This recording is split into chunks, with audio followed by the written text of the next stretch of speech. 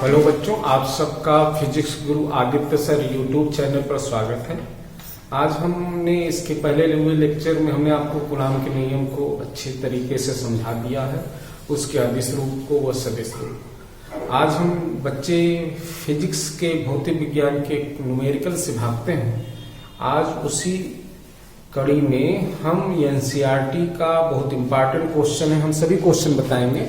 NCERT का example number 5, question example number 5 को बता रहे हैं, ध्यान से सुने उसे क्या कह रहा है। हमने उसको कुछ बनाए हुए क्वेश्चन पढ़ रहे हैं, ध्यान से। धातु का एक आवेशित गोला है, जो आवेशित गोला ए है, नायलॉन के धागे से निलंबित है। एक आवेशित गोला ए है जो नायलॉन के धागे से क्या निलंबित लटकाया गया हुआ है। इस पर 4 धन आने लगे हो, मतलब 4 धन चिन्ह बने हुए। उस आवेश को मैंने क्यों मान लिया। दूसरा आवेशित गोला बी है जिसमें डायग्राम में 2 धन आने दिखाया गया। उस आवेश की मात्रा को मैंने क्यों लिया। इस आवेशित गोले को एक प्रतिरोध रोधी हत्थे से जोड़ दिया गया है। इनको पास में लाया जाता है। कितनी दूरी तक लाया जाता है? 10 सेंटीमीटर। इनके बीच की दूरी 10 सेंटीमीटर रहती है। तो वह यह दोनों आवेशित गोले एक दूसरे को प्रतिकर्षण बल आरोपित कर रहे हैं। उस प्रतिकर्षण बल का मान पहले हम पता कर लेते हैं। कूलॉम के नियमानुसार यह बराबर क्या होता है? 1/4 pi epsilon not Q1 Q2 upon R square. देखेंगे आप Q1 बराबर हो गया Q, Q2 बराबर हो गया Q डैश और R बराबर हो गया 10 सेंटीमीटर। ठीक है, R बराबर 10 सेंटीमीटर। इस सेंटीमीटर को हम मीटर बदल लेते हैं। 1 सेंटीमीटर कितने मीटर के? 10 की घाते -2 मीटर के। तो 10 गुणे 10 की घाते -2 मीटर। यहाँ पावर 1 है, यहाँ पावर -2, प्लस और माइनस आपस में घट गए, -1 मीटर आ गए। ठीक, अभी हम आर ही लेकर चल रहे हैं। ठीक, ये सभी मान यहाँ रखो। तो यह बराबर हो जाएगा 1/4 pi epsilon not Q dash upon R square. ये हो गया समीकरण 1। तो हमने ये देखा कि जब एक गोला और बी गोले को जो मैंने आवेश माना हुआ वो Q व Q डैश है, तो दोनों एक दूसरे पर जो बल आरोपित कर रहे हैं वो मान है 1/4 pi epsilon not Q dash upon R square. ठीक है, आप इसे यहाँ तो नोट कर ले, फिर आगे बताते हैं। फिर क्वेश्चन का इसके आगे का जो भाग कह रहा है क्या कह रहा है उसे देखें। ये आप याद रखिएगा, इतना मान आया हुआ है। अब आगे देखिए, कह रहा है, अब क्वेश्चन में कह रहा है इस ए आवेशित गोले को एक अनावेशित गोला है, एक अनावेशित गोला है। उस अनावेशित गोले का नाम है सी। इस अनावेशित गोले का नाम है सी। एक अनावेशित गोला, ये अनावेशित गोला है डी। ध्यान सुनिए, इस अनावेशित गोले सी को ए के पास में लाया जाता है और इस अनावेशित गोले को बी के पास मिलाया जाएगा। अब दोनों को पास मिला दिए, गोला ए और गोला सी को पास मिला दिए। इस पर कितना है? धन 4 धन। उसी प्रकार गोले बी को गोले डी के पास मिला दें। ये बी हो गया, ये बी हो गया। इस पर +2 धन आए। हमने बताया हुआ है कि जब एक आवेशित गोले के पास में एक अनावेशित गोला लाया जाता है तो आवेशन की जो प्रक्रिया है, चालन विधि के द्वारा हमने पढ़ा है, आवेश का स्थानांतरण उच्च दाब से निम्न दाब की तरफ होता है। धन आयन होने का मतलब हुआ कि इसमें 4 धन आयन है, इसका मतलब है इसमें इलेक्ट्रॉनों की संख्या कम है। और ये अनावेशित है तो इसके सापेक्ष इसमें इलेक्ट्रॉनों की संख्या अधिक है। ठीक है, तो अब इलेक्ट्रॉन यहां से निकल करके इसमें आएगा। जब इलेक्ट्रॉन एक निकल कर इसमें आएगा तो इस पर एक धन आयन हो गया, ये हो गया बी सी। ध्यान सुनिए, अब ये अनावेशित गोला है, ये अनावेशित गोला है और ये आवेशित गोला है। अब इसको जब पास में लाओगे तो धन आयन का मतलब हम लोग ये जानते हैं उसमें इलेक्ट्रॉनों की संख्या कम है। जब इलेक्ट्रॉनों की संख्या कम है तो और अनावेशित गोलों में इलेक्ट्रॉनों की जो संख्या है आवेशित गोलों के सापेक्ष अधिक है, तो आवेश का जो स्थानांतरण, इलेक्ट्रॉन का जो स्थानांतरण होता है उच्च दाब से निम्न दाब की तरफ होगा। मतलब इलेक्ट्रॉन सी से ए की तरफ चले, एक इलेक्ट्रॉन यहां से निकल के इस पे आएगा तो अब सी पर एक धन आयन हो गया। अब एक ये इलेक्ट्रॉन आया तो इस धन आयन को खत्म कर देगा, तो बचा कितना 3। अब दूसरा इलेक्ट्रॉन यहां पर आया तो यहां से एक इलेक्ट्रॉन निकल के इस पे आता तो इसमें कितने धन आयन हो गए 2। तो अब इसमें 2 धन आयन हो गया और यह इलेक्ट्रॉन इस धन आयन को खत्म कर देगा। अब देखो गोले ए पर भी 2 धन आयन और गोले सी पर भी 2 धन आयन। अब दोनों पर इलेक्ट्रॉनों की जो संख्या है वो आपस में बराबर, मतलब दाब दोनों का समान हो गया। ए पर कितना आवेश है, ए पर कितने धन आयन है 2 और सी पर कितने धन आयन है 2। अब आवेश ए पर पहले कितना धन आयन 4, अब कितने हो गए 2, इसका मतलब आधा हो गया। तो अब हम कह सकते हैं ए पर जो आवेश है, जैसे यहाँ पर देखो बेटा 4 धन आयन था उससे हमने क्यों आवेश माना था, अब 4 के स्थान यहाँ कितने हो गए 2, तो 4 की जगह 2 हो गए, मतलब आधा हो गया ना। इसका मतलब ए पर अब जो आवेश की मात्रा हुई वो कितनी हो गई। अब आप कहोगे ए पर जो आवेश की मात्रा होगी पहले की आधा हो गई, Q/2 हो गई। उसी प्रकार अब यहाँ 2 धन आयन है, यहाँ मतलब इलेक्ट्रॉनों की संख्या कम है, यहाँ इलेक्ट्रॉनों की संख्या अधिक है। अब इलेक्ट्रॉन यहाँ से निकलकर यहाँ पर जब आएगा तो एक इलेक्ट्रॉन जैसे यहाँ पहुंचा तो इस पर एक धन आयन, वह इलेक्ट्रॉन इस धन आयन को न्यूट्रल कर देगा, खत्म। अब इस पर धन, एक धन, इस पर धन, दोनों धनों की संख्या आपस में बराबर हो। पहले कितने थे 2 थे, अब कितने हो गए 1 हो गए।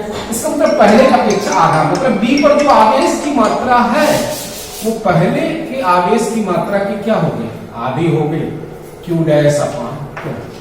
अब क्वेश्चन के हिसाब से ये कह रहा है कि यदि इनके आवेश आधे हो गए और उनके बीच की दूरी, अब बी आवेश, अब ए और बी आवेश को पास में लाया जाता है, कितना पास में, पहले कितनी दूरी पे थे 10 सेंटीमीटर पे थे, अब कितनी दूरी पे ला दिया गया आधी, मतलब 5 सेंटीमीटर दूरी पे ला दिया। हमने पहले क्या माना था उनके बीच की दूरी, ए और बी के बीच की दूरी क्या माना था आर मतलब जब 10 सेंटीमीटर था तो आर माना था, अब 5 सेंटीमीटर हो गया तो क्या होगा R/2, इस पर हो गया Q/2, अब इस पर हो गया Q'/2। अब ये कह रहा इस स्थिति में वैद्युत बल के मान पर क्या प्रभाव पड़ा, चलिए देखिए फिर से। तो अब हमारे पास उनके बीच वैद्युत बल निकालें, तो यह बराबर 1/4 πε0 F Q1 Q2/R², यहाँ Q1 बराबर Q/2, Q2 बराबर Q'/2, R बराबर, इससे हम R' मान लेते, R' बराबर R'/2, ये सभी और F बराबर F'। तो सर क्या आया, F' बराबर 1/4 πε0 Q1 के स्थान पे Q/2, Q2 के स्थान पर Q'/2 अपान R², R'/2 का। यहाँ तक कोई दिक्कत तो नहीं, यहाँ तक आप नोट करें, फिर आगे देखिए भी है हम बताते हैं। तो F' बराबर क्या हो गया 1/4 πε0, यहां से देखिए Q'/2, 2 जब 4, तो आपके पास हो गया Q'/4 अपान R² अपान 2 का स्क्वायर 4, ये इससे कैंसिल। F' बराबर 1/4 πε0 Q'/R², ये समीकरण 2। आपने देखा था जो समीकरण 1 मैंने माना था, उस समीकरण 1 का जो मान था आपने देखा होगा, मैं क्या करते थे, यह बराबर था 1/4 πε0 Q'/R²। F की वैल्यू भी यही है और F' की वैल्यू भी यही, इसका मतलब दोनों पर यदि आप देखिए ध्यान से सुनिए, पहले क्या था, पहले समझिए, पहले आवेश गोले ए पर कितना आवेश था 4 धन आयन था, बी पर कितना था 2 धन आयन था, उनके बीच की दूरी कितनी थी 10 सेंटीमीटर थी। अब आवेश आधा कर दी, उनके बीच की दूरी आधा कर दी, तो उनके मध्य लगने वाला प्रतिकर्षण बल का मान में कोई परिवर्तन नहीं हुआ। जो पहले था वही अब भी है, मान में कोई परिवर्तन नहीं हुआ। अब आप इसे यहाँ तक बातें समझ में आ गई है, आप इसे नोट कर लें। फिर हम आपको एक बार फिर से आपको एक बार समझा देते, ट्रिक बता देते, ऐसे क्वेश्चन आप कैसे जल्दी लगाएंगे। ध्यान से सुनिए, ये ध्यान से सुनिए। इसी क्वेश्चन एक गोला क्वेश्चन दे देता है, एक गोला ए है, दूसरा गोला बी है। यदि इस पर 10 कूलम आवेश है, इस पर 5 कूलम आवेश है, 5 या 4 मान लेते, 4 कूलम आवेश, इनके बीच की दूरी 4 सेंटीमीटर है, ठीक है। तो इनके मध्य जो वैद्युत बल काम करेगा, तो आपने निकाल लिया 1/4 पाई एप्सिलॉन नॉट 10 कूलम, और इस पर भी 4 कूलम, 10 कूलम और 4 कूलम बटे इनके बीच की दूरी 4 × 10 की घात मान लो, तो स्क्वायर कर लेना, ठीक है। अब कह रहा आवेश आधा कर दें, तो पहले आवेश था उससे आधा आवेश कर दें, 5 कूलम कर दें, ये कितना हो गया 2 कूलम कर दें, और उनके बीच की दूरी भी आधा कर दें, तो उनके मध्य जो ये प्रतिकर्षण बल कार्य करेगा, और प्रतिकर्षण बल कार्य करेगा, तो उसके प्रतिकर्षण बल के मान में कोई परिवर्तन नहीं होगा। जो पहले प्रतिकर्षण बल कार्य कर रहा था वही प्रतिकर्षण बल, यदि आवेश को आधा कर दिया जाए, उनके बीच की दूरी आधा ही कर दिया जाए, तो प्रतिकर्षण बल के मान में कोई परिवर्तन नहीं होता है। आप देखना चाहते फिर से देख लें। यफ हो गया आपके पास F dash 1/4 pi epsilon nought 5 × 2 का स्क्वायर हो गया, तो आपके पास हो गया 1/4 पाई एप्सिलॉन नॉट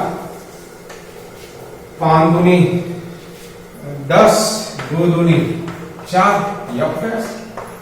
समीकरण ये 1 है और ये 2 है। इसको सेंटीमीटर में था, एक काम करते हैं मीटर बदले, 10 घाते -2 का होल स्क्वायर, ये भी हो जाए, ये हो गया 10 घाते -4। अब इससे समीकरण आप 2 मान लीजिए। अब आप यहीं पर देखें तो समीकरण, आप देखें समीकरण 1 में, अब समीकरण 1 में 2 से भाग दे दीजिए, देखिए कितना आता है, F dash 1/4 pi epsilon not 1040 बटे 4 × 16 × 10 की घाते -4 बटे 1/4 पाई एप्सिलॉन नॉट 10/4 × 10 की घाते -4। ये इससे कैंसिल हो गया। अब ध्यान सुनिए, ये इससे कैंसिल हो गया, और अब आप देखिए ये इससे कैंसिल होगा, 4 × 16, ये इससे कैंसिल हो गया, तो दोनों कट के क्या आ जाएगा, यफ डैश बराबर कितना हो गया 1, यफ बराबर यफ डैश। देखें यदि आवेश को आधा कर दिया जाए, जो आवेश दिया गया उसके आवेश को आधा कर दें, दूरी भी आधा कर दें, प्रतिकर्षण बल के मान में आकर्षण बल के मान में कोई परिवर्तन नहीं होता। हमारे हिसाब से समझ में आ गया होगा, कहीं दिक्कत होगा तो कमेंट कीजिएगा, फिर हम आपको समझा देंगे।